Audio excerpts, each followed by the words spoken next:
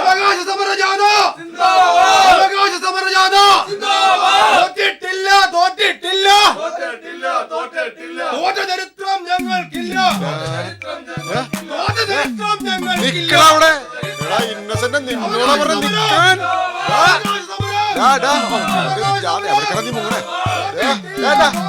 നിനക്ക് ഞാൻ പറ്റണ്ടാ.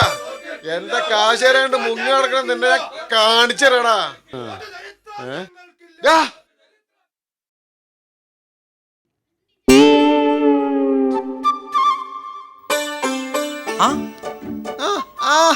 ഇന്നിത് എവിടെ പോയിരുന്നു?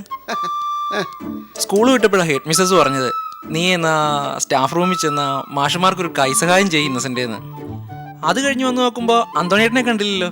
ഇനിയിപ്പോ നാളെ രാവിലെ കാണാന്ന് കരുതി വരുമായിരുന്നു ഞാൻ. എടാ മോനെ ഇന്നസെന്റ്, നിന്റെ ആ പഴയ കഥ പറഞ്ഞെന്നെ മടക്കാന്ന് ഇന്ന് നീ വിചാരിക്കണ്ട.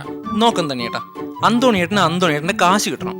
അതിന് എന്റെ ഈ കാശുണ്ടാവണം, ഞാൻ തരണം. നീ വേദാന്തമൊന്നും പറയണ്ട.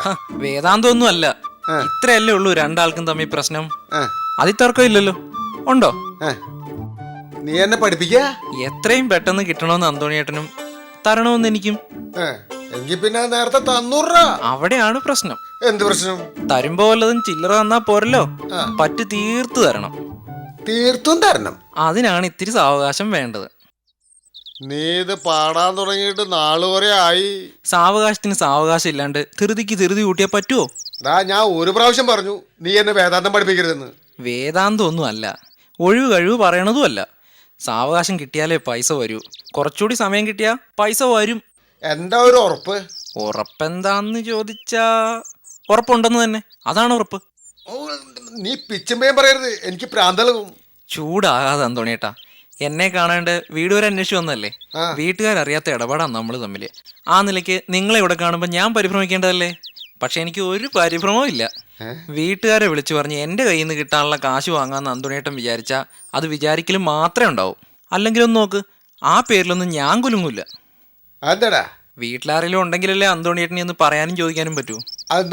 ചത്തുപോയാ ഒന്നും കാണാണ്ടല്ല, സാവകാശം കിട്ടിയ പൈസ ഉണ്ടാവുമെന്ന് ഞാൻ ഉറപ്പ് പറഞ്ഞത്. എടാ മോനെ ഇന്നസെന്റ്, നീ ഒന്ന് തെളിച്ചു പറയടാ. അമ്മയുടെ അപ്പൻ അപ്പാപ്പൻ കൊളുവൻ ഗർവാസീസ് ടാണാവിലെ തറവാട്ടിൽ ഊർദ്ധം വലിച്ച് കിടക്കുകയാണ്. പ്രാണൻ ഇപ്പൊ പോകുന്നു പറഞ്ഞ് എല്ലാരും അവിടെയാ. കൂടി വന്ന ഒരു 2 ദിവസം, അതിന്റെ അപ്പുറം അപ്പാപ്പൻ പോവില്ല. ഓഹോ, നീ പുതിയ കഥ തുടങ്ങിയിരിക്കുക. അങ്ങേര് പോണത് എന്റെ കാശ് തമ്മിൽ എന്താണ് ഒരു ബന്ധം? ഒരു കാര്യം കേൾക്കുമ്പോ മുഴുവൻ കേൾക്കാനുള്ള ക്ഷമ വേണം. ഇന്നസെന്നെ, നിന്നെ പണ്ടാറടങ്ങ ഒന്ന് പറഞ്ഞു തൊലക്കി. അങ്ങനെ വഴിക്കുവാ.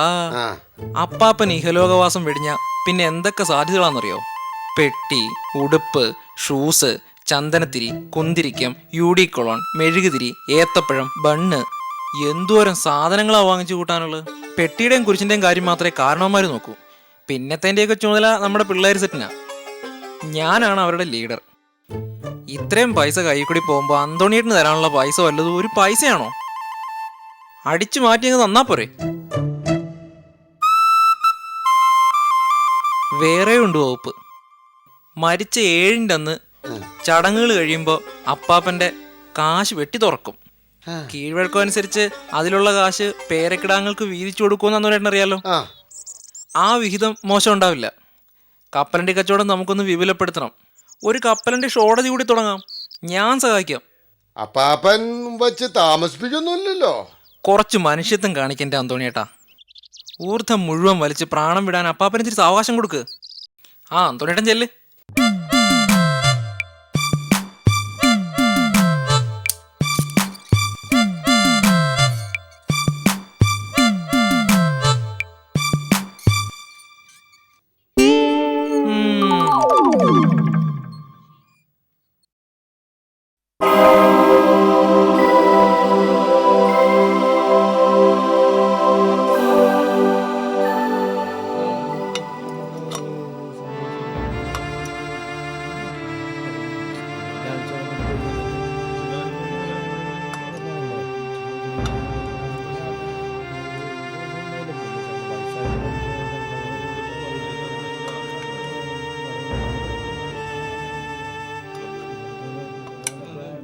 ഇടുവാടാ.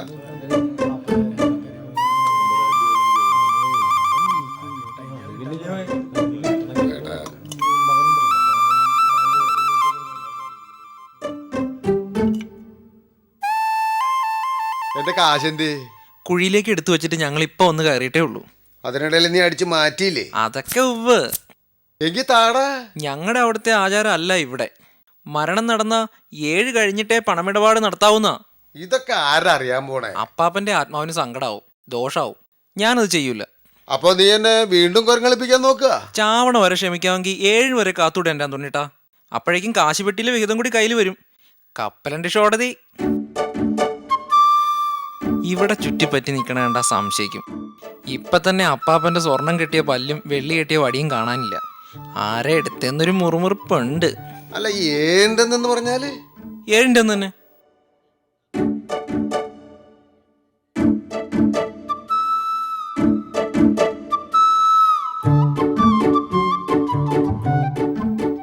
എന്താണ്ട് അവിടെ ഒരു കുശുകുശുപ്പ്?